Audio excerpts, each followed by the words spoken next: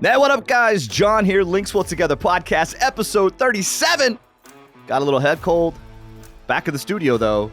Got ourselves a cool guest, international guest, an industry guest. Super excited. So what do you say we get going on episode 37 right now?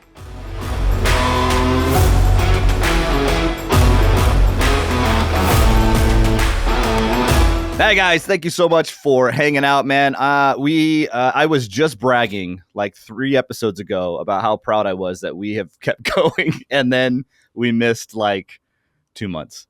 Right. Yeah.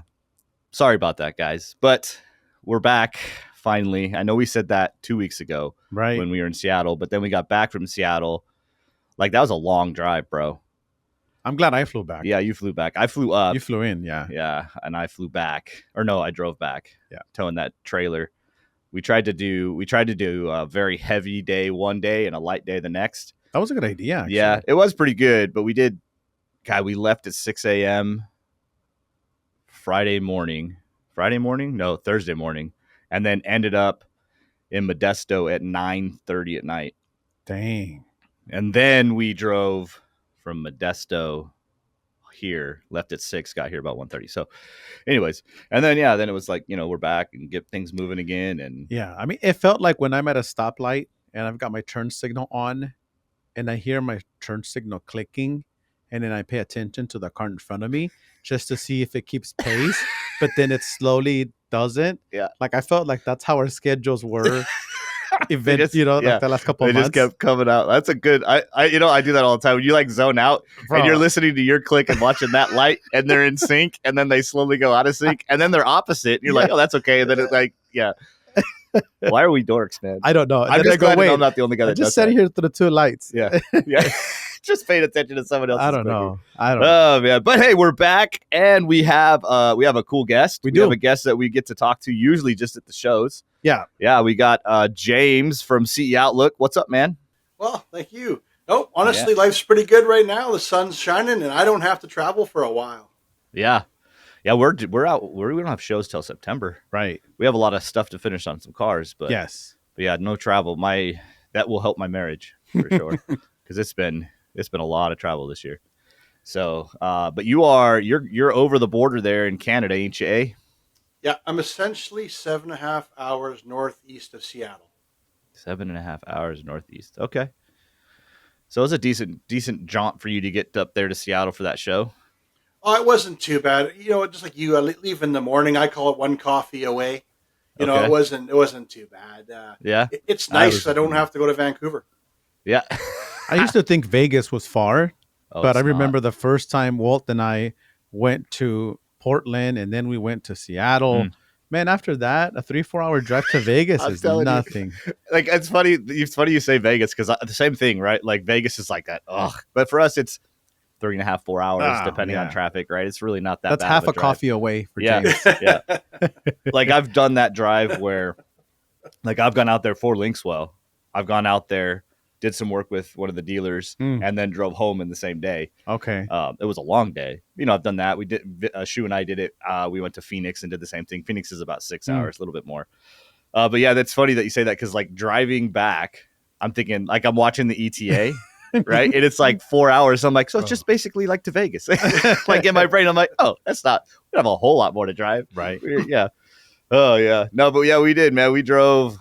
That was so much driving, and then we hit the Tehachapi, and it was so windy, like really windy, and towing that trailer, man, it was not fun. And then I hit a couple spots on the I don't know if it's the 58 or the 38 or whatever, but they're doing construction. Yeah. So like the medians are gone, Oh, so it's yeah. like block wall, and then a like 18-wheeler right there, and I'm like, oh, okay, here we go. Stay in your lane. I'm Stay in your lane. just holding on with everything in my might, and then my shoulder. I got to get surgery for my shoulder, right? Yeah. And this is the worst position.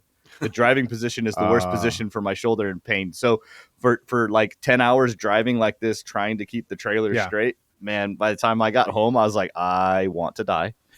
I need a drink and some Motrin. But Man, we survived. hey, So, but that truck handles that trailer pretty well. it does do okay. I catch Especially myself without the doing trailer like having 78, almost 80 once. I'm like, oh shoot, I am Oh trailer. yeah, I something. did.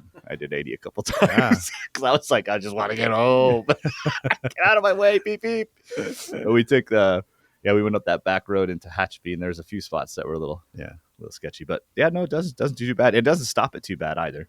You know, not having a trailer brake, which I don't know why that trailer doesn't have a trailer brake, but yeah, it felt weird. You know how we drove that other flatbed trailer out of the parking lot to go to to the other shop.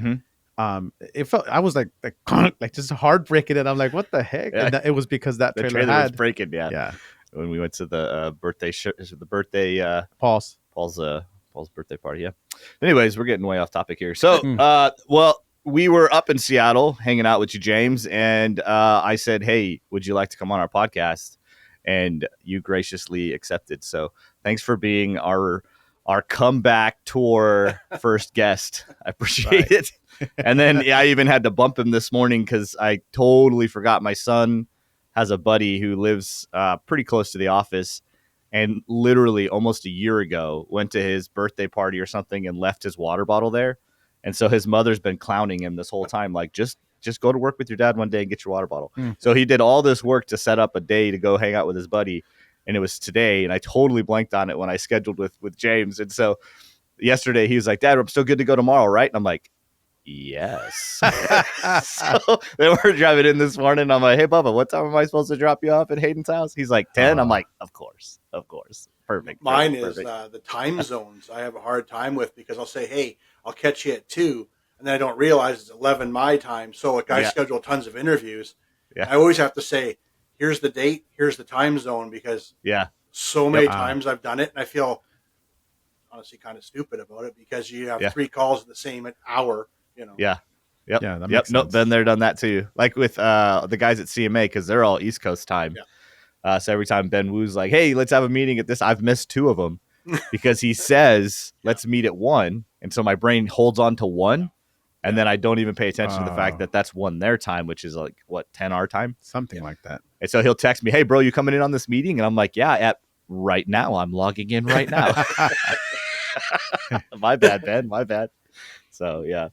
Oh, man. Right on. So we've been chatting at shows for at least a year, right? How long have you been with CE Outlook? I was contracting out to them for almost 2 years, and now I've been full-time with them 100% since January. So I'm kind of a newbie that way as a full-time employee. Yeah, right on. Yeah, but we chatted at SEMA before that, though. Oh, yes. Yeah. I've been on the circuit doing all the stuff and popping by. Like, I hate to say it, this is my life, and I love seeing people, and I love getting out in the field and chit-chatting and finding out the things behind the scenes. That's what makes this job so awesome now is I get to dig a little bit deeper on finding the cool nuances. Yeah. Yep. Which I thought when you said yes, I was like, well, this is perfect, because one thing that we've really tried to use this platform for is like borrowed confidence. And I say that in a way of like LinksWell was a young company when it comes to this industry. You know, like I know we'll ask you in a minute. I know you've got a lot of time in this industry. You know, so you know how new companies are hard to get into doors of shops. You know, established shops have established relationships and are not usually very apt to try new stuff, especially when you have so much stuff that's coming out promising a lot of stuff and underperforming. And so for us, and just elephant in the room is there's a lot of companies making products like ours that are really crappy product. And so a lot of times we get kind of clumped into that just out of, I don't want to say ignorance in a bad way, but ignorance in the fact that we are different people. So we've tried to use this platform as much as possible to have guests come in who are coming from a reputable place, or like you, who have such an insight on the backside of things where you can, you can validate some of the claims we have and you know, and I don't mean to say that like in any kind of like weird sense, but you know, like there's certain things that we do as a company that are different, you know, and set us apart and make us a good company to work with, you know, because we're in a weird place to market because we're new and we're only B2B. So our real customer is the stereo shop. but we also want to get to that retail public and get the information out to the retail public so they show up at the stereo shop asking for us, right? So it's kind of like this weird, Right. we're like in a weird paradigm when it comes to marketing our name, because our real customers are the shops, but we also want to get ourselves out there when it comes to, the retail world and stuff people ask us. So like being able to have someone like you come in that's industry, I think is really beneficial for us. So thank you so much for coming on. I really can't say thank you enough. I really do appreciate it. But so with that, for those who don't know you, give us your pedigree, man. What have you been? Where have you been in this industry? All that good stuff. So way back when, no, Way back when. I went to Mobile Dynamics in 1993. Okay. In Toronto, Canada. So you guys had Mobile Dynamics, I think, in Arizona until and I believe it shut down a few years ago now. I was an installer right off the tools. I really was. I competed prior to that. And I kind of, back then though, was different because if you wanted to learn, say, upholstery, you had to move to a different shop. And then if you wanted to learn sub boxes, you had to move to a different shop. So even around at Christmas dinner, it was always joke is where was I living? But that's how it was then. And then in 2000, I was on the national team for Judo, but hear me out why. So I moved. What? Yeah, I'm a 3rd degree black belt in Judo, and I competed internationally all around. Yeah, That's a cool little tidbit. yeah. What happened to my chair? No, what happened, dude? Just Whatever. Just everybody just sees the top of your head right now. John, you're huge. I know. It's. Remember, we told you there's always something going wrong. There's always something going wrong. I just felt my chair started to go down. Like, what the heck? Yeah, and I literally just said I need to buy better chairs. What'd you do to the chair, dude? Anyways, keep going. Judo. That's really cool. That's I moved to Montreal for work, and then I actually just found I had a little bit more. Sorry for Judo, but then I wanted to work because I found out a little bit of time on the weekend. So I hooked up with a company called Auto Start Canada that made remote car starters for North America. But they got bought by Directed roughly now 10 years ago. But it was really cool because they said, as kind of alluded to earlier with engineering, I watched on one of your old podcasts, was I got to go in the field full time. So someone would complain and say, hey, I have a Dodge Ram, the door locks don't unlock because the pulses are too short. So I would get flown out, say, Saskatchewan. And then I would get to go in and say, okay, show me what the product's not doing. And they go, and what's to say the door lock just half moves? Because it has to be, what's to say from 3-second door lock to a 1-second door lock? I'm paraphrasing. And it was an amazing job. Because I got to just solve problems full time. Yeah. And then from there, I would get, for lack of a better word, contracted out to a repping firm called Automobility, which I actually believe might be your distributor now. It is. Yeah. Automob is our group. Yep. So I got traded like a trading card to Automobility, and I was with them for 10 years as tech support, training, and repping. Okay. And then I went on, and then during that 10 year, I'll say I won couple world championships for sound quality. I got best of show at the Worlds. I won a couple North American titles with DB Drag. So I love car audio. I admit it. I'm a fiend. And then I had kids. No, just kidding. Yeah. That's the truth. No, and then I stepped back from that role to become a regional rep for actually almost 13 years. And then now it led me on to here. I wanted to make a change because we all start to go, and I think you can both say, because you guys have kids and you have a wife, and I truly do believe that this is an amazing industry for raising a family. I have a house, I have a wife that chooses to work, I have kids, all just like yourselves, and I wanted to spread the love after meeting Elma Gates. Believe it or not, I got to spend 3 weeks with her, and she talked about this industry of how being positive, regardless of brand, regardless of everything. And that's how I got into blogging in 2015. Okay. And it was about just spreading the industry love. And then I met up with Amy roughly 2 years ago, as I was saying. And now being able to do this is it's amazing. It's awesome. It's like yourselves. Like if you're looking at who else is doing, I call it. I know you're saying you're getting lumped into the Chinese radio pile Yeah. right now, right? And that's a very broad umbrella. But what's Yes, it kind of is. nice is I get to look at all of like from Amazon to yourselves to whoever, Mhm. like who's doing what, and look instead of saying, "Oh, what's that guy doing? What's that price?" So now I get to look really wide, and that's what I really enjoy. And I get to have conversations because I can say, "Oh yeah, I can see them," or they gave me their card. I can phone them and ask a question. Yeah. And that's what I love most about honestly this job and where I am now. And I hate to say it, like I was telling you guys on the kind of the pre-show, though I'm really starting to fall in love with products again, and my wife's killing me because I keep bringing home new stuff to put in the car. Yes. That's about what That's I. That's how I led to here, okay. and I cannot complain. Yeah, no, that I would agree. I actually, so I was in high school when I started, and I was working. There was a guy lived across the street from us, worked at one of the local shops in the city, and I would do odds and ends stuff with him when he was doing side jobs in the driveway.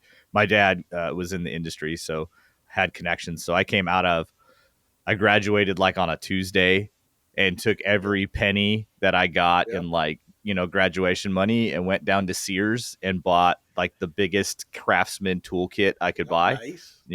and my first Makita, it was the 9.6 Oh, volt. I have it. I Yeah. still have it. Still have Yeah. it. Yeah. I bought my first Yeah. Makita and yeah, went to work on Monday morning with one of the shops that my dad had known and came in as a trainee Mm. making $200 a week, working 6 days a week, right? And I Yeah. trained for 6 months before they put me on, commission and then move on, Yeah. and then from that point, like I got into the custom stuff, like you said, you just kind of like you kind of progress in your Yeah. knowledge and whatnot. Met a buddy of mine, Terry Byerly. He and I got really big into the SEMA builds and getting together with Kicker and making all these show cars and managed the retail side, managed the wholesale side, did all these different variants. And it just got to a point for me where my back was killing me. Like I just could not work on a car anymore. I'm 6'2" and cars were getting smaller. So like, it just got to a point. And so ended up, throughout the years, there were opportunities to go to different manufacturers. Yeah. It just didn't fit right. Yeah. But ended up here at LinksWell when LinksWell opened up and I've been here since. But when I gave notice to my boss, who I from high school until here, so I mean I was there almost 19 years. I think it was just before. So I think it was the last Christmas I was there because I gave notice in May, so about 5 months before notice. Like our big manager wanted to do. It was like I think it was like their 20th or 25th anniversary or 30th anniversary of the shop or something, right? So he wanted to do like a thing, and it was right when video was starting to become a thing with YouTube and stuff. So he wanted to do he had all of us kind of sit down and interview, like, hey, Merry Christmas, Steve, Merry Christmas, Donna. And that was my thing, like sitting there, I'm like, man, I've made a living, I've made a life because of this place, right? Yes. Like, Yeah. like I have a house and I have kids and like I've been able to feed them and, like everybody knows who's been in any kind of industry where you're paid by commission. Like I've had lean weeks and I've had, fat weeks but all in all, like I made it to the end here and I've got kids. Like at this point, I've got one married, one just graduated high school, one just graduated college, and I've got a sophomore, right? Like, and all of that and what I have. And for the most part, my wife was able to stay home with the kids. She was able to, she did odds and end work here and there. Never had to work full time. And it was all because this industry just, Yes. it was what it is. So yeah. And honestly, I love music. I love loud sound systems. If you don't, you're not going to do this. Right? and I love cars. So like I get to come to work and I get to like just have this like you said, on this side of things, I feel even more blessed, right? Being a retail guy where you're working on cars every day and you're working out with other products and stuff. Like there's a cool insight on that. But being on this side of things is a whole nother ball of wax. Like getting to be at the shows early, getting to talk to different vendors, getting to talk to folks like you. Like it feels like it almost like, I don't want to overplay it, but like it just feels cool. Like I just like, man, I really enjoy being on this side of things, and like you said, you mentioned the engineering side, like we get to do that stuff too, like because we are 100% in-house with everything.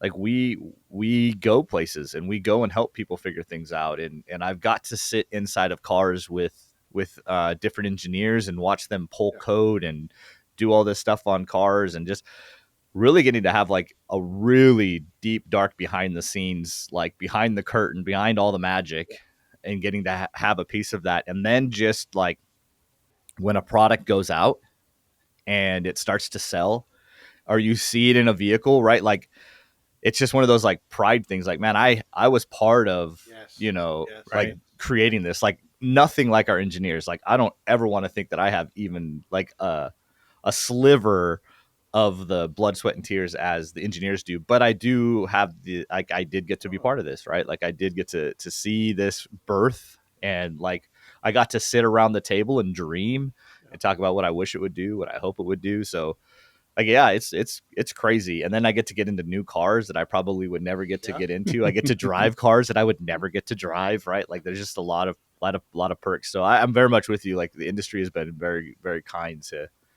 my family, and it just comes with the territory. It helps us obviously do what we do better. Being part of the product development process, and we get to see the product before it's nice and shiny, before it's pretty in the dash. We get to see the rawness of it, right? And that's just kind of what helps us do what we do, which is support the product, market the product a lot better. And so just being part of that helps us do what we do. Yep. No, I agree. I agree. Even if you think back to installing, that one thing I do miss is, like you said, the radio was broken, the speakers were broken, whatever. You got to adjust it, you got to fix it. The customer leaves happy, and it's the same thing you're saying here. Is like you get to see I don't want to say the growing up or the birth of it all, but that's important. And I also think it's important that if you like, say you go out from a concept to you just didn't buy it off the shelf. Yeah, I think that's pretty significant. That still means you're creating, and I don't think a lot of companies want to create anymore. They want to go to a catalog company and I want this crossover or this screen or whatever. Yeah.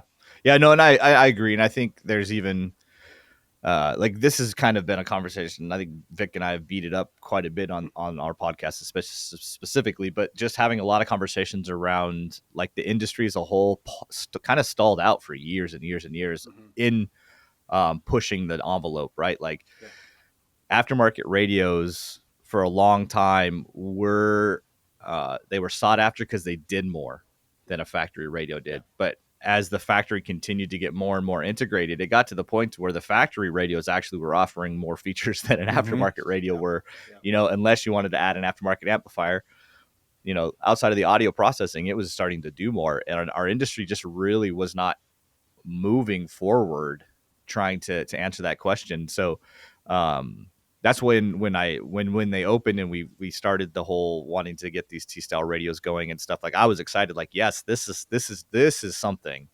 This is what the industry's needed. The industry has needed something. And I mean, granted, Kenwood and Maestro have kind of picked up the ball a little bit on a different realm with their whole replacement screen thing, which I think will do well.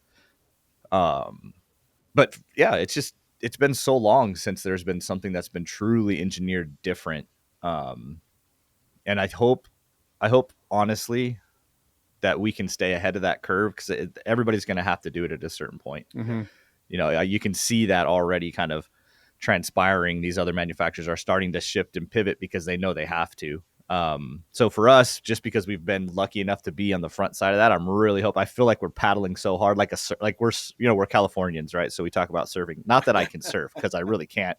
I just understand how to surf. Is you got to paddle hard enough to stay in front of the break, and I feel like we're there. Like there's a wave coming. The 12-volt industry is always that, though. Like it's waves. It's remote starts was the big thing. It was Bluetooth was the big thing. It was mobile video was the big thing. It was in-car navigation was the big thing, right? There's just always these waves, and then they crash, and then the next wave comes. So I feel like this next wave is really genuinely creating a very high feature multimedia system. I think that's the next wave, and we're trying to stay ahead of it. Yeah, but I'll tell you what, too. I think that a lot of manufacturers, you know how you were saying, James, or you were saying they don't want to innovate. No one's doing anything new, right? And that's a problem because you think of today's consumer. I mean, you just talked about one just got married, you know, another one that just graduated, one that just think of how high tech these kids are. Oh yeah. And think of the level of expectation they're going to have for their car once they have a car that they can call their car, that they're permanently driving it. And you know, they grow up with Wi-Fi, tablets, the internet, and then they jump into their car, and they're not going to jump into a low-tech car. They're going to want it to have all the cool features and functions when it comes to technology. And I feel like you said, if we keep riding that wave, then ultimately that's what's going to help us stay, you know, not just in business, but ahead of the industry too, because we're going to be the ones that are going to be catering to these new tech, you know, these new tech type of customers. Yeah, no, I did totally agree with you. We've created a very high tech generation. Yeah, and they are going to want more. Expectations are a lot different than ours when it comes to that. I mean, I mean, at some point in my car, I didn't think I had that, but I know guys who had a tape deck and a CD deck, right? And they had both single DINs in there. I had a processor because I had a '99 Mustang with the single DIN CD player. Actually, I did have that. The Mach 460 in my '99 Mustang had a tape player on top and a CD player down at the bottom. Okay. 2 single DINs. Yeah. So I put an Alpine ERAG 320 processor down at the bottom and their CDA receiver up on top. Yeah. I had that set up too. Oh, good old stuff back in the day. Right. So yeah, anyways, it just as far as the industry is concerned, I'm super excited to get to be part of that. Yeah. Like that innovation and seeing the exciting stuff come up, which I'm sure is exciting part for you because you get to be, you're even more in the behind the curtain than we are because we're only behind the curtain in our own world. Right. You get to be behind the curtain, you know, with everybody's with all of them. world. No, and it's like you said there because the conversations, it sounds a little bit different, but if something will remind me, like, you know, I'll talk to someone and then you're like, oh yeah, that person talked about that or that one. Like, for example, like here's your full circle question. Like we agree that this year, Kenwood JVC's 6-inch and 8-inch TV replacement radio is pretty significant for our industry. I think we all agree it's been kind of the talk of the year. But it caters to a lot of the used vehicles out there that, you know, they've failed and they want to replace them. And then another gentleman I was talking to said, a lot of people, every time you do a radio, you want to go bigger. So you go from a single DIN to a double DIN, or they go from a double DIN now to a 9-inch or a 10-inch. What I thought was very significant, what made me actually think of your products a lot, was if I have a 10 or a 12 now, I don't want to go to a 6 or an 8. And I think that's, especially with the kids, like you're saying, like if you said, hey, I have to go to a smaller iPhone. Nope. you know, or a smaller iPad, right? Yeah. And I think that's one really big difference about your style of products that a lot of people might not be considering, that maybe like you said, you're top of the wave now, and say in 3 years, you know, the used vehicles, you know, become, because they break. I mean, that's what happens. I mean, but look at Dodge Rams. The biggest stolen product right now is the OEM radio to replace the broken one. Yeah. Yep. Well, yeah, because those screens are delaminating constantly. Right. Yeah, but I mean, you're absolutely right. The screen size is always going to be, like the minute factory screens were 8-inch, I was like, what are we going to do? Because like I can offer you a lot of cool features on this 6.95-inch double DIN, but it's 6.95 inches and you've got an 8-inch there. Like you're already a hard sell. Right. Because like you said, nobody wants a smaller screen. So are we all agreeing that size matters? Yeah. It does. All right. Yeah. Depending where you're talking. Says the little guy. We only look kind of the same height because of the chairs. Yeah. We're just trying to he went for the heart. He went for the heart there. Right there. Yeah. Anyway, I do believe in this instance. Yeah, I do. I think size matters because there's a lot to it, and nobody's going to want to go smaller, you know, even if there's more features. and lose features, just like you're saying. You know what I mean? Yeah. Like you still they want those OEM features. They want Yeah. the graphics, and I hate to Mhm. say it, that is the next evolution. And just like you're saying, if people aren't investing in it, you are going to get left behind. And I Yeah. think right now you're seeing. I don't want to. I'm going to use the term the B brands, and I don't mean like the Kenwoods, the Pioneers, the Alpines, but everything behind it now. Because even the price now on a lot of these units from Pioneer, Alpine, or any of those majors is getting so low that the B brands are even having a hard time competing with it. Yeah. It's a very interesting time with that kind of stuff. Yeah, it is. It definitely is. And yeah, so like we've hired like people specifically in this industry to really try and like drag our product Yeah. even higher in its tier when it comes to because for I don't know if this is like the right way to say it, but our systems are genuinely a Frankenstein. Yeah. Right, like we have 3 or 4 major components for every radio. Like we have the actual tablet and all of the electronics that a tablet needs, right? Then we have the actual like 12-volt radio and all of the components that are built into that 12-volt radio. And then we have the CAN bus system where we're interfacing with the car. And then we have a climate control system. You know, most of the vehicles we're replacing the climate control, which means we have to create it's a whole new computer system for the climate control. So we are building 4 very complex pieces, and then we have our system, our MCU system, that kind of blends all these guys together. And so like we have engineer teams that are really focused on CAN bus, and we have engineer teams who are focused on the Android side. We have engineer teams that are focused on the manufacturing side when it comes to the radio components and stuff. And so we've got all these teams. And again, because LinksWell started out as an interface company. Like that's where we cut our teeth. We were interfacing right. into factory. That's Yeah, we were right. Actually, interfacing into yeah, factory that's screens. right. Yeah. Yeah. Yeah. So our manufacturing and our history in manufacturing was mostly software, and it wasn't, you know, so like the whole progression of us getting into manufacturing radios, it was kind of one of those, like it happened, we were there, we saw a hole in the industry and we had an option to fill it, and we just started running after it. And so we've continuously built our team. Like we use WeChat to talk with our engineers and all that. We talk about like all this time how we get to talk to our engineers all the time. And our LinksWell Automotive, we have so many group chats, by the way. like our group chat. So we have the LinksWell Automotive, which is the entire team from sales to every bit of marketing, everything. Like, and it's probably got 60 members in it, right? Like, and then we have the team that's just on this, and the team that's just for this, and the team that, so we have these broken down teams. And so what we did this past year is we hired somebody to kind of be the guy overseeing the different teams to make sure that everything comes in, because I feel like we've done a pretty good job of creating a very cohesive system. Like you guys it would be hard if you got in our radio and played around with it and you didn't feel like it was all built by the same engineer team. Like we've got different teams working on different components, and then it comes together. So now we hired a guy that really just kind of work hard on making it even more cohesive, making it even more fluid, finding the little nuances that you're like, oh, I can see how, you know, that was like a communication between 2 teams that didn't quite connect well. So like we hired a guy, like that's his job.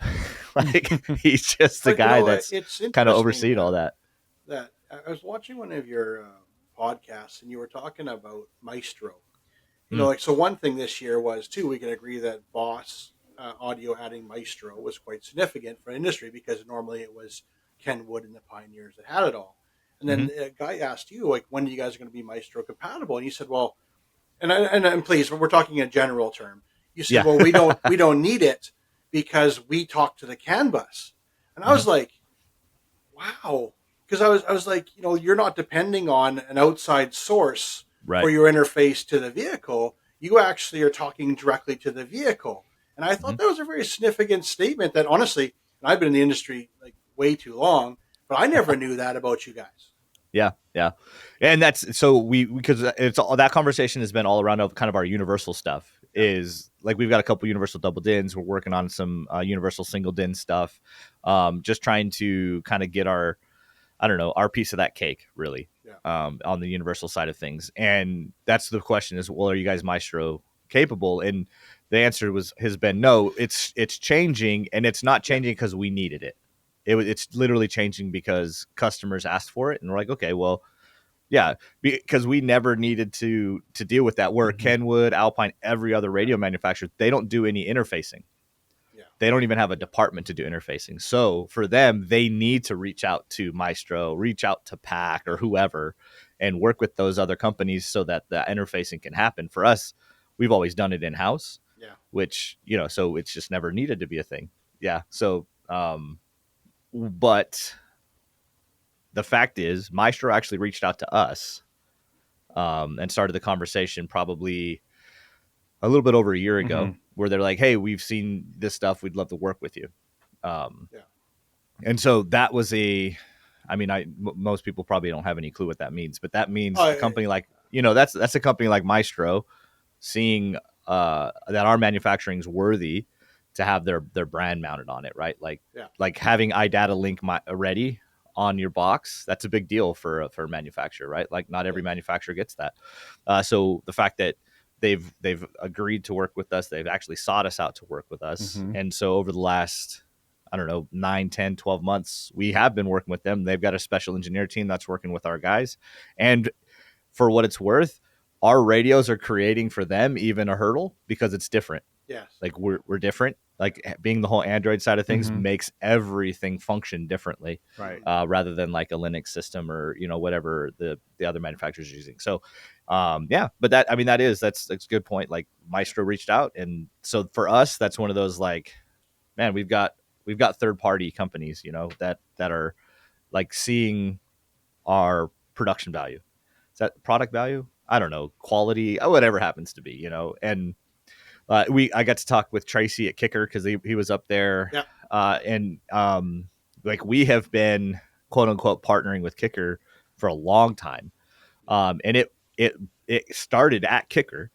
So what Kicker was actually buying their show guys, so the guys that they would sponsor, they were buying the radio from us. Oh, like or not even from us, but from a distributor like we have common distributors, so they were buying our radios for their show folks.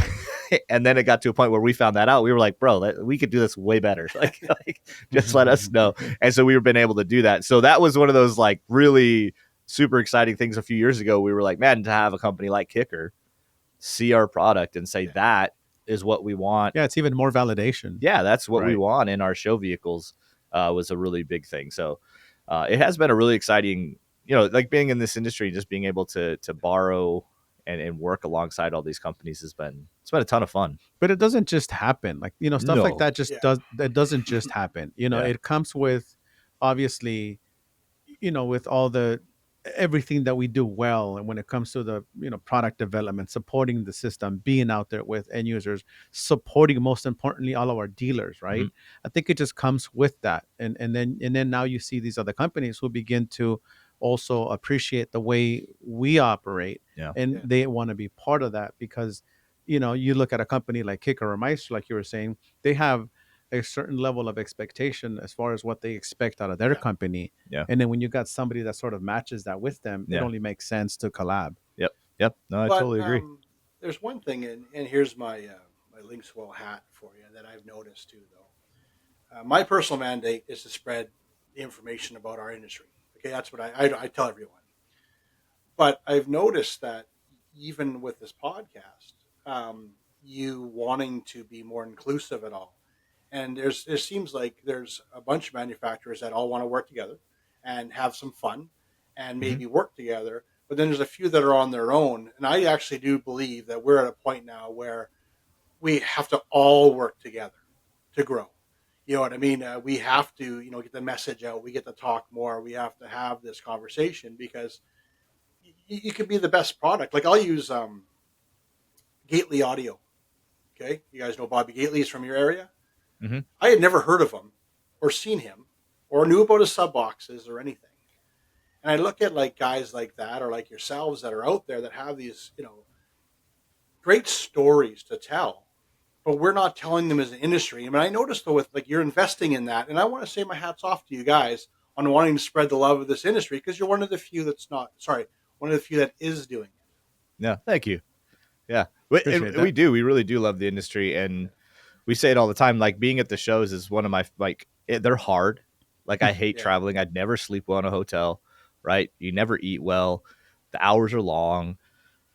I miss my family. It's all those things. But being at the shows and getting to create the relationships where we get to run into these guys that are, and some of them are competitors, right? Some of them are working for companies that are selling products similar that, and there is, for the most part, a very common respect between it and a love for the industry. And, like I don't know. I never say this often too, is I never want to be known as the company that points out what everybody else isn't doing. Like, I just don't want to be that guy, right? Like I just want to talk about what we're doing. That's probably the biggest question we get about is like, what makes you different from, these other brands and whatnot. And usually it'll boil down to just saying basic things like, hey, I know their manufacturing is different. I know that they're probably buying from a factory where this is what we do though. Yeah. And here's why we do what we do. Yeah. Here's how I can guarantee that, we're a good company to work with. Cause there's just no point in throwing shade, throwing shade, just like, it's just never been my game. I would rather what we do speak for itself and just not be those people. So I do. I like we I think you actually commented on our one podcast about our trading cards. Yeah. Oh yeah. I'm waiting. Yeah. Actually, I wanted to have a cardboard. I was going to make a cardboard thing, but my son was graduating this week, so I didn't have time. I was going to do the All-Star. I was going to hold it up like this. Oh, so it's perfect. So like literally we had that conversation with Ruben talking about trading cards. And I really feel like I need to get on it before someone steals my idea. Because I really feel like it could be a lot of fun at the shows. Yeah. Like I just feel like I don't know, man. It's something dumb and goofy, but at the same time, like, I don't know, man. Like I just think it's, some stuff like that has to happen. Like we got to be able to have some fun. Well, you know what? Just to kind of, you guys already know, I'm a very analytical person, and I was analyzing you guys' conversation at the show, and I was like, let me chime in and kind of tell you my perspective, right? And that's kind of when I told you, James, what I felt and the reason why everybody's still so optimistic.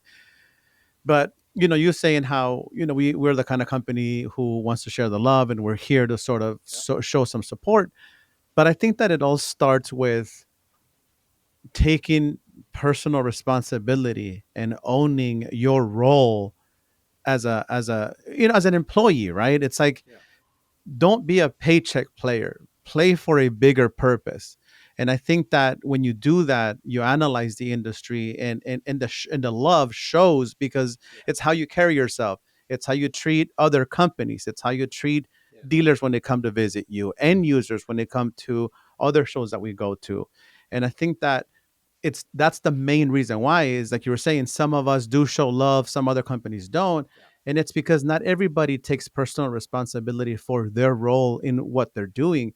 And another thing I'll tell you is, because I'm a very analytical person, I understand that the industry is so small, and I do understand that we rely on each other. But unfortunately, not everybody understands that.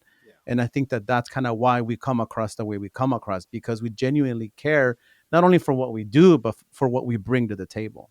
Yeah. No, I think so. You can you giggle, but when I first came aboard, I got sent to Knowledge Fest. That was my first one.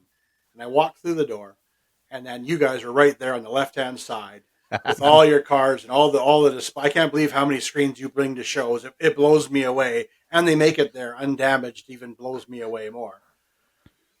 But Walt, and we'll laugh because I know I've never seen him on the podcast yet, but no, I don't think we'll ever get him on here. But Amy goes to me, talk to Walt, right? And I was working on a story called The Invasion of the Chinese Radios. And you might have read it or not. And so I was digging deep into Chinese radios. And she goes, oh, Walt will probably give you some insight into this, and stuff. And so I went and talked to him, and he didn't know me from Adam. I got him, not even a little bit. And I go, what can I tell you? What can I do to tell your story? And he goes, well, we, like you've said, we do this way. And he goes, but then he talked to me about, now, and I'm going to paraphrase the cards because I don't really remember the whole story, and I'm sure Walt has some good stories. But he goes, a customer complained about having this feature not working or having a glitch. And he goes, one of the engineers from I think it's China or California, I'm not sure, rented the same vehicle and drove to the customer's house. It was Said, actually the owner. yeah, there you go. The owner, that's what I mean. Like, that's what I'm saying about these stories that we don't talk about, but the owner of the company, let's put this in perspective. The Yeah. owner flew, rented a car, went to a random customer's house with the same vehicle and said, hey, I want to see what's wrong with our product. Yep. Yep. I mean, that is like so like not even in the realm of what's called the Amazon radios or people that buy stuff off the shelf or whatever. But that's what like okay, here's my link. But that's what sets you apart. But I think it's also the story we have to tell because people have to know, like, you kidding me? The owner came to my house.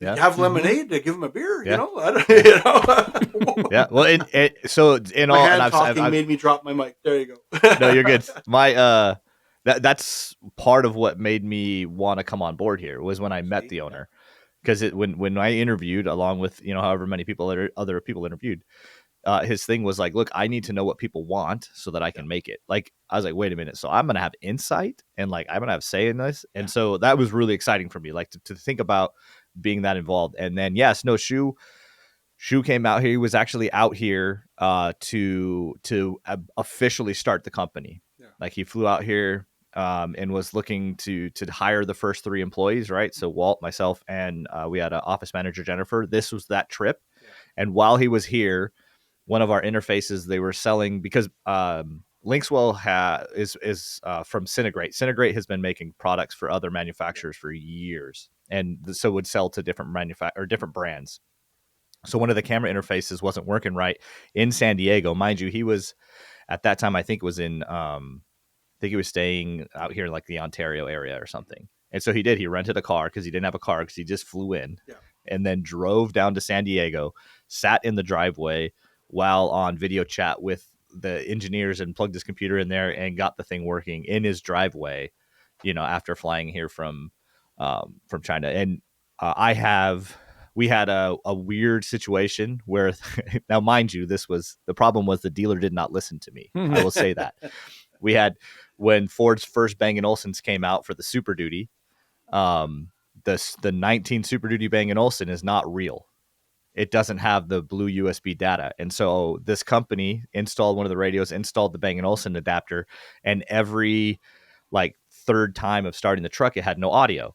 And I was like, are you sure it has that? Yes, it's all there. I'm like, okay, fine. So Shu and I left at 5 a.m., drove all the way to Phoenix, went to Phoenix, met with the shop. We helped them with one thing. And then we went to this guy's house and waited for him because he was attached to baseball somehow. So we were waiting for him to come back from like spring training or something. So he gets there. We jump in his truck. We sit in his driveway for an hour. We get the radio to mess up. We take the radio out. It's because it didn't have it didn't even need the adapter. Like literally the only problem was that the adapter didn't need to be there. So we undid the adapter, plugged it in normal, and it's worked perfectly, right? Then we got done at that guy's house like 6 p.m. Do you know what we did? We drove back another 6 hours, right? Like he and I drove.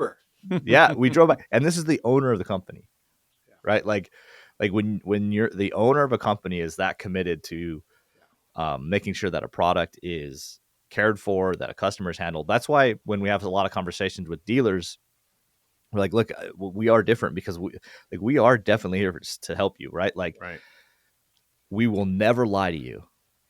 High technology means there's chances of issues. Like the more stuff that can be broken, the more chances something breaks, right? Like I literally just had a problem this morning on my iPhone trying to open Apple's email app. It just kept freezing and crashing on me, right? This is Apple. We all love Apple. Apple's supposed to be the best. Unless you're an Android guy, then you hate me, but whatever. But right, like the technology sometimes just has a glitch and that's what it is. So, and that's just the reality of working with a high speed, high tech thing. You're going to have more options for issues, but you can go in confidence knowing that if an issue arises, like the entire team is going to figure it out. Right. Like when the owner will not let a small problem go, nobody's getting out of it. Nobody. Well, and I think it's like you said, it's about culture.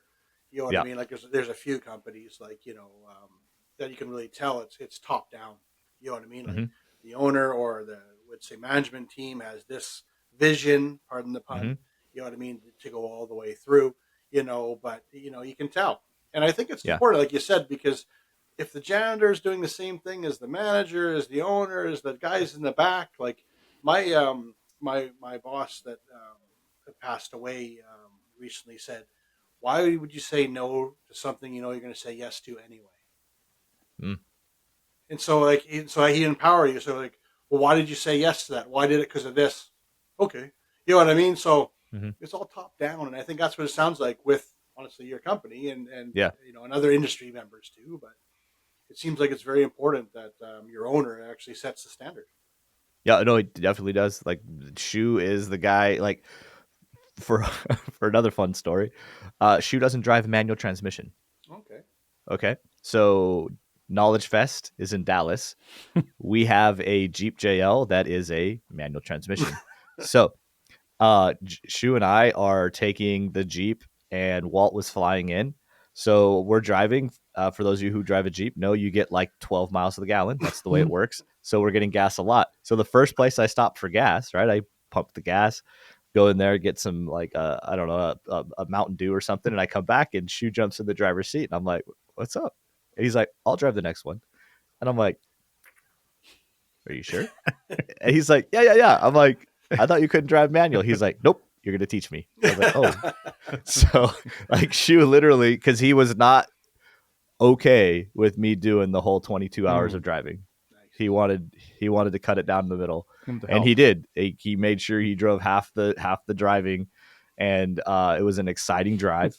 Like, we almost died a couple times, and I taught Shu how to drive a manual transmission in a Jeep somewhere in the middle of the Arizona desert. But that's just how Shu's always been. Like, Yeah. when we would build the booths, and we for a while we built this big 20-foot wall, and we put a 65-inch TV up high on the wall that made it look like it was the dash, and we had a live feed from the radio happening from it.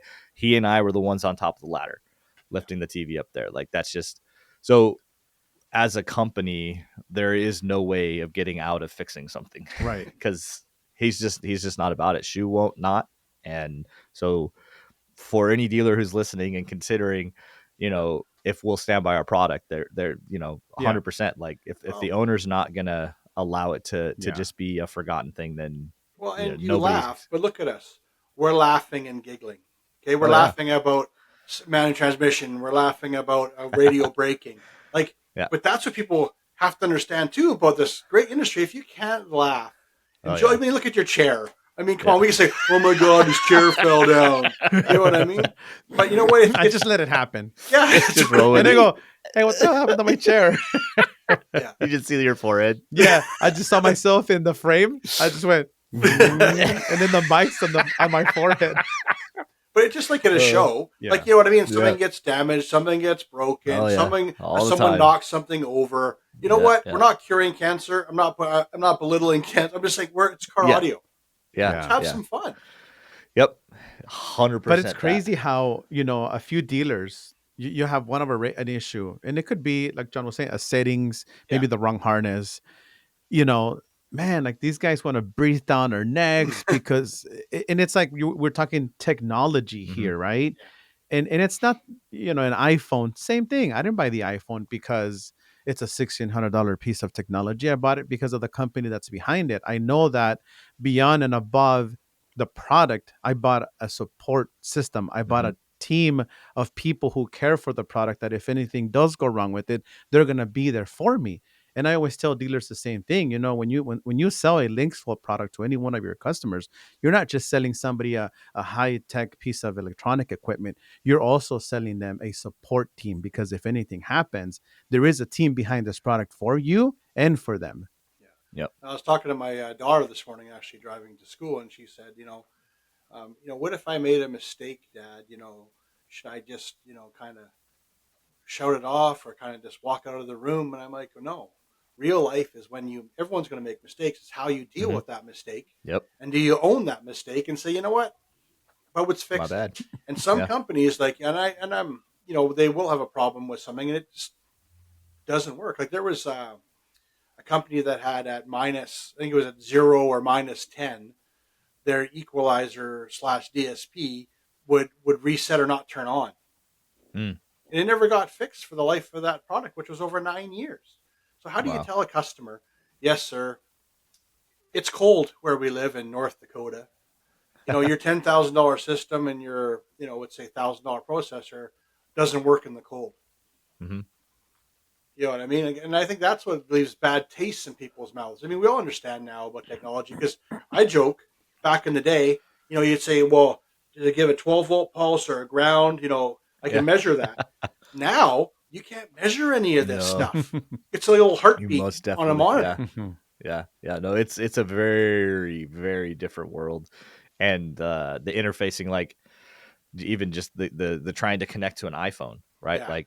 Like the what a lot of people don't understand is even the connecting to do CarPlay wired, the amount of like specifics that the phone needs to see, that like using an extension in a USB can alter the voltage and resistance enough that the phone doesn't do a handshake, right? Like something as simple as an extended USB Mm-hmm. can prevent CarPlay from happening, Right. right? Like that's where we live now. Like, there are just so many variables that can throw things off that yeah, I feel like if you're going to be super mad about it, then you should probably stick to some like Well, very but low tech unfortunately, stuff. that'll be your fault that the gas station Oh iPod yeah, cord doesn't work, right? yeah, And that's every what time. and that's what people and I think that's the stuff that people don't understand is that Yeah. even as an industry, we have to figure out a lot of the non-standard stuff. Mm-hmm. Mm-hmm. Yep. No, absolutely. Yep. That's part of what Vic Yeah. and I get to do too is figure out like the weird things. And we really have found weird things. So like the Jeep, the video, the rear camera is this crazy LVDS system, which everybody has kind of now switched to. Like all the new radios or all the new factory cameras are coming out with Right. these LVDS because it lets you do a higher definition than a standard video signal. But it is a very temperamental signal to convert Oh. into a standard signal. And so our Jeep camera adapter, we were for like 4 years, I think, the only company that was actually making an adapter. Everybody else, if you bought a Jeep radio, was actually sending you a camera Oh, to wow. replace the factory camera. Wow. So for what it's worth, like that's the way we were doing it. But Yeah. we had one where like we sent like 4 modules, 2 radios, and we could not figure out why this camera system would not work. And it ended up being that the customer had bought some cheap Chinese knockoff taillights. Oh, and then doing some And loop. Yeah. and Yeah. whatever Yeah. these taillights were doing to that electrical system, as soon as they put the stock taillights in, the first radio and the first camera module worked perfect. Yeah. I was like, literally, I think I was in Indianapolis because we were driving through. Yeah, we were in Indianapolis just before COVID, and I'm on the phone with this guy for hours and hours and hours. And I'm like, man, I'm like at my wit's end. And he's like, hey, you know what, man? These look like aftermarket taillights. Could that be it? I'm like, Oh. bro, I have no idea. I don't know why. Yeah. I don't know why it would be. Throw But the he's like, well, pass. Yeah. yeah. Yeah. He's like, well, let me see if I can get the stock ones in and I'll go from there. I'm like, okay, cool.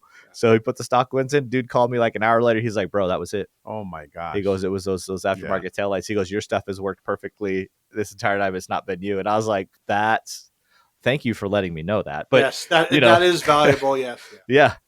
But that's just the reality. Like sometimes, the smallest thing nowadays can create such an uproar. It's like, But how old's your son? You said. which one? I have an 18 and a 15. Okay, so my I have 18 and 16, and my 18-year-old got a car, and one of the things is I said, okay, we're stripping it out and having a look, and we're turning everything to stock. He's like, why, Dad? Why do you want to do that? I want to buy the goofy wing on the back, and I want to go to Temu and get the carbon fiber stuff. But it's like you're saying. That's what I said to him. I go, we are finding any red herrings. Like we found an old alarm that had a starter kill. And, if that got grounded out, it could activate the relay. And for example, all kinds of trouble. Yeah. Yeah. And people don't think that way now when it comes to vehicles. That sometimes I call them wing pang poo products because you have no idea where they came from, and yes, but they can really cause problems. And no, I'm not trying to belittle that part of the industry because, hey, I have some goofy stuff too that I think is pretty awesome. But yeah, but they have to be aware of these things that maybe it's not the product. Your car stalls now because you put that in. Yeah. That's that. I mean, that's the game we play at this point anymore. But So let me ask you one last question. Sure. So you have I just feel like we keep going on with it. People are gonna be like we could be here forever. This is what happens when we talk industry stuff. But so you get to talk to all these different manufacturers, you get to the backside of things. And so just unfiltered, like what would you say would be the thing that stands out the most to you? If we haven't already talked about it, if we already have talked about it, then pick a different one that would make LinksWell different or like kind of sets us apart or I don't know, maybe gives you like you're excited to see where we go with it. Just, kind of like what is your take on what we have to offer the industry? Like, what are you most, I don't know, Well, impressed I by do maybe? think how you do stuff in house is huge, and I've touched on it a lot as we've been talking here. But also is how you're showing up at these shows, and we joke, but you must have like 20 screens. You show up with all your employees, you show up with everything to really show the support for the product. And I think that's very unique because a lot of people now will show up with a card table and a black tablecloth and some stuff they borrowed from a dealer. But I think the commitment that you have to shows and to tech support and to trainings and even the podcast, all that stuff, I think has a lot more value than people realize. That you're not just Frankensteining a radio together and hoping it works. Yeah, I appreciate that. We do come hard for shows. I think usually if a show can't give us enough show floor, then we don't come. But we have 6 displays with 6 radios on it. Yeah, that's crazy. 36. So that's 36 radios on the rolling displays, and then we've got a couple tall guys. Yeah, we got some tall guys that are have double-sided. Yeah. So we've got another 12 there. Then we always try to usually like this show. Seattle was a little different because it's a lot smaller, but usually we come in at least one of our vehicles, and we always have our vehicles. Well, we're building one in the Bay right now. Usually as show stopping as possible. Right. To just kind of show it in its entirety. And then, the podcast, like our trainings, we do a live training every third Thursday. So I keep plugging that, where we, this last one, we had 5 camera angles that I was switching in and out of like we had, cause we were doing like a whole, cause we have dash bezels that have to be pulled and redone. And so we have a camera that overlooks a bench where Vic does all the panel swapping over and the unboxing and all of that stuff. And then we have one shooting dead center in the dash, one coming from the passenger side of the dash. We've got one for Vic's face because everybody loves to look at that beautiful face. His forehead today. Right? Yeah. And then it's just his forehead. Yeah. Then we had one where we had to be in the glove box, and we had one where we had to be in the back seat. And like we had so many camera angles on this last training, but and it was a lot of like processing and planning and using of different components and stuff. But for us, like we know how hard it is for us to get to a shop and do a training. And we also know how hard it is to even do like an in-car training at like a show, because like only so many people can get inside the car and actually see what's happening. So for us, it means something to us to buy the nice cameras, to buy the different lenses, to get the lighting. Like if you follow any of our Instagrams, usually I story like our setup, and we've got like lights everywhere and like, camera cables and extension cords, and like when we're done with the job, it usually takes me 35 minutes to tear down the studio around the car so we can move it, just because we want people to we want to make content that helps them. Right. Well, ultimately, I started a YouTube channel as well, and I learned, and I'm like, I'll just do this. And then you realize it is not that. No. Even editing. But then, but also too, people don't think like what you're saying is that your training is very interesting, because you might say, well, that video only got 700 views. They must be doing it bad. But the truth is, if you get 700 people into a room, and that's the difference that people don't think, when we talk about this stuff, like you're saying with the angles, like, what are you going to do? Like, I went to the one, I forget which one, it was live at CMA. And I'm like, you're all like this. And, you guys' shoulders there, whatever. So I think you appreciate all those extra cameras that, I think Vicky has a problem with the cameras. I think he does. Vic, I want them all towards me. Yeah, they all got to look at me. Every angle of Vic. Yeah. It's the Yes. Vic cam. We should get you a GoPro and put it on your forehead. People can just see. That's- We'll no, call that's it what my Vic's headlamp eyes. is. Yeah. Call it. We'll just have the Vic view. No, and, you know, during that training, John was like, "Bro, every single piece of equipment I've ever bought to record Is out getting here. used in this one training." We had cords everywhere. Like I literally had one camera that like halfway through when he was done, I like ran over there and I repositioned Yeah. it. So like when he's like, "Hey played John, it can you off. see this?" I'm like, "No, that's the best I can get, man. I can't move the camera anymore. Yeah. It's not gonna happen." But yeah, we do really try to take we do. Vic and I, we share this mentality where if we're gonna do something, we want to do it the best we can. Mhm. That's how we do everything in life. And I think that comes with tech support, that comes with media making, that comes Mhm. with product development and testing and all of that stuff. Like we just want that. And luckily we work for a company that embraces that. Yes. You know, I know there's a lot of people in this industry who will only do their best and they work for companies that maybe just don't care. Yeah. You know, Unfortunately. and yes. yeah, and luckily for us, it's not our story. Our Right. story is we always want to do our best, and we have a company that always wants to do its best as well. And so Right. we have the perk of getting to do that. So, but I think we should close. It's our contribution to the industry. What is? You know how we do things. Yeah, because we're the best. The industry would be lost without us, Vic. Sorry, I had to make a joke. You were getting too real, too deep. Yeah. We like to stay surface level emotions here. But we need the training cards.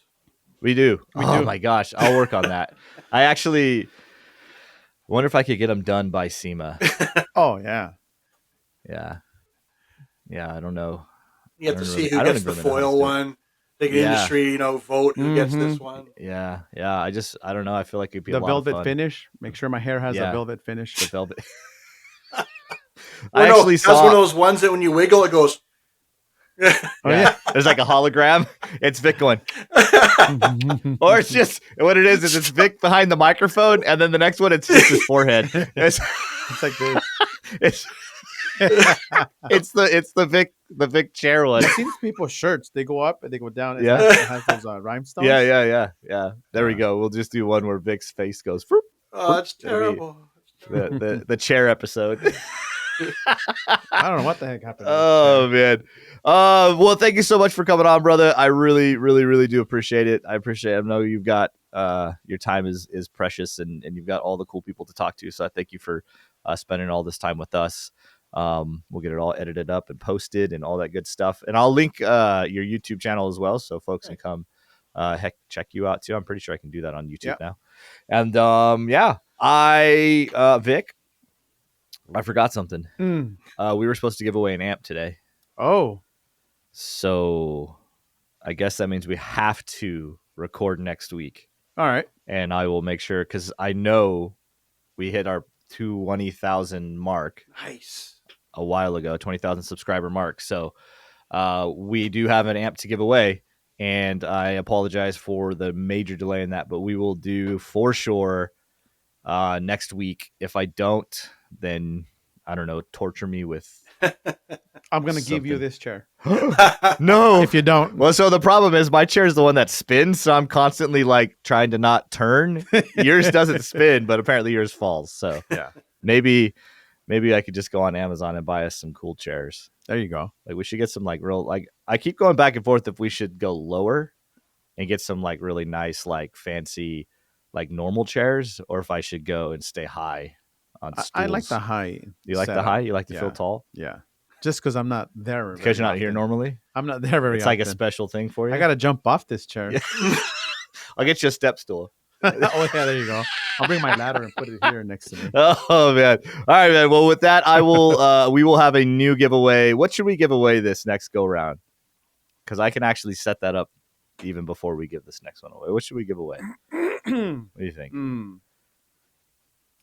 I mean, the one we're giving away now, it's a monoblock. Yeah, 1,000 monoblock. I like that 10 channel. You want to give away a 10 channel now? Just because that 10 channel, I mean, that 10 you channel can is build boss. Yeah. All right. That'll be our next giveaway. You guys heard it straight from Vic. So if you are watching this, there will be a link in the description for you to join the giveaway. Multiple ways for you to get in that giveaway, not just subscribing, but we will, once we hit 25,000 subscribers, we will give away a 10 channel 1,000 by, so 100 by 10. Yeah. Bridgeable to 8 channels, bridgeable to 9 channels, built-in DSP. I'm telling you, this amp is, it is a game changer. You could build an entire system. You could just do passive cross, or like, you should watch some of our videos on it because it is a great amplifier. So if you haven't, make sure you click that link, get in there, win yourself a 1,000-watt 10-channel amplifier. If you haven't subscribed, please do hit subscribe, and I promise we will do our best to get back on track so that we are not missing every week. Once again, thank you so much, James, for coming on. Truly appreciate it. We'll see you at the next show, and you guys will see next week here at LinksWell Together Podcast. Thanks, guys.